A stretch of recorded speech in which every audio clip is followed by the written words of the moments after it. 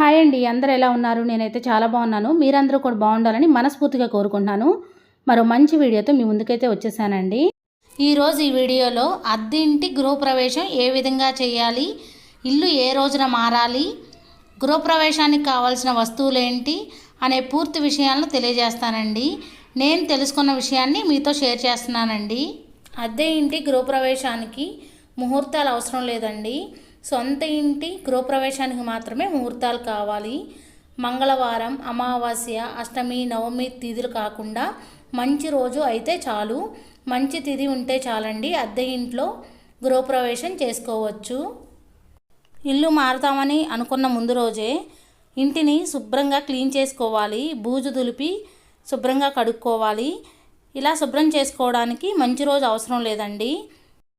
ఇల్లు మారేటప్పుడు పాత సామాన్లు కానీ చిరిగిపోయిన బట్టలు కానీ తీసుకొని వెళ్ళకూడదండి. ఇక్కడే పడేసేయాలి. చీపుర్లను కూడా తీసుకొని వెళ్ళకూడదు. మన ఇంట్లో సానా రోలు ఉంటాయి కదండి, వీటిని అసలు వదిలిపెట్టి వెళ్ళకూడదు. మనం ఎక్కడికి వెళ్తే ఆ ఇంటికి తీసుకొని వెళ్ళాలి. గృహప్రవేశం చేసేటప్పుడు కులదేవత ఫోటో కానీ, రాములవారి ఫోటో కానీ, లక్ష్మీదేవి అమ్మవారి ఫోటో కానీ, లేదా మీ ఇష్టదైవం ఫోటో ఏ ఫోటో అయినా తీసుకొని వెళ్ళొచ్చండి. రాగి బిందెలో నీళ్లు కూడా తీసుకెళ్తే మంచిది. అద్దె ఇంటి గృహప్రవేశం చేసే ముందు సూర్యోదయానికంటే ముందే చేస్తే మంచిది.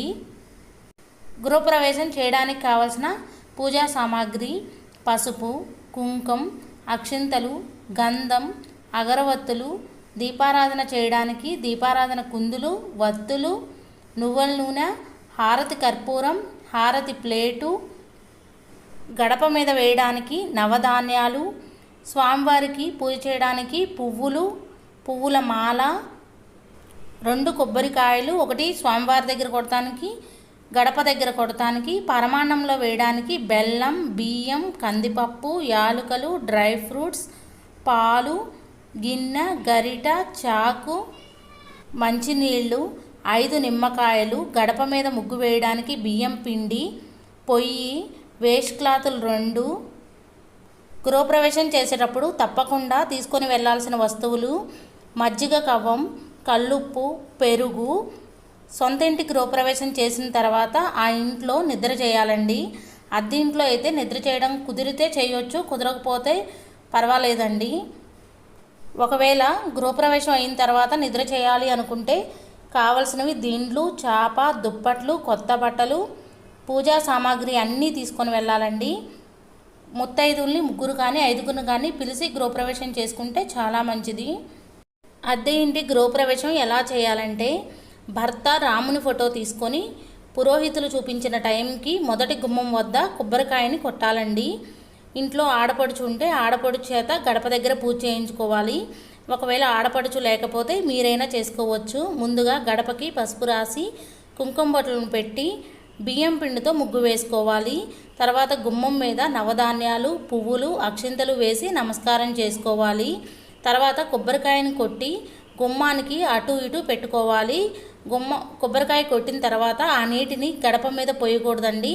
ఒకవేళ ఒక పాత్రలోకి తీసుకొని తీర్థంలాగా కూడా స్వీకరించకూడదు. ఒక పాత్రలోకి తీసుకొని ఎవరు తొక్కని ప్లేస్లో పడేయాలి. గుమ్మానికి మామిడి తోరణాలు కట్టుకుంటే చాలా మంచిది.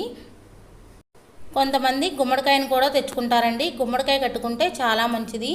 మామూలు గుమ్మడికాయ కూడా తెచ్చుకొని దిష్టి తీస్తారు కదా, గుమ్మడికాయ మీద కానీ ఒక ప్లేట్లో కానీ హారతి వెలిగించి గుమ్మం పైనుంచి కిందకి, కుడివైపు నుంచి ఎడంకి, ఎడంవైపు నుంచి కుడికి హారతిని చూపించి ఆ తర్వాత భార్యాభర్తలు ఇద్దరూ కుడికాలు ఇంట్లోకి పెట్టి గృహప్రవేశం చేయాలి.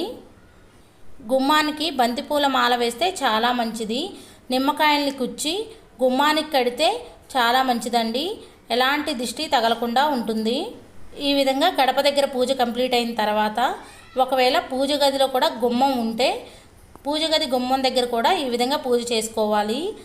అక్కడ కూడా కొబ్బరికాయ కొడితే మంచిది.